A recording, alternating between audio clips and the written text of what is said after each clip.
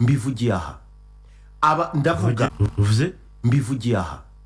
aba ndavuga please ndashaka icyo mvuga ndashaka unyumve kandi ntumvugiremo ntabwo mbese numvise amawusu ndagusabye mu mikoro dufite yose make nakuye kutamvugiramo yego ndibutse sibyo ku bantu bandi urimo uraseka ibikiza njyewe ndabisabye nibongere abayobozi bakuru n'abandi bari mu nshingano umushahara birakwiriye ko wakumva ko hari wenda ministre bafunze kuko yahawe ruswa ya $5,000,000 birakwiriye nyine bamufunge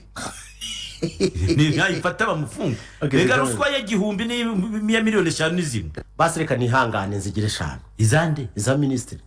hakuziki ariko uyu muhanya ministre mwavuganye akakubwira ko abayeho nabi kubera ari yatumuha ninde navuge nayo tumumenye uyu munsi wa none igihugu cyitwa Turkiya gishobora gusekurana na Israel ariko nejo wundi yaravuze ngo akurikije uko ari mu kubona situation muri Israel ngo abona ngo Netanyahu abaturage batamutora none se uyu mugabo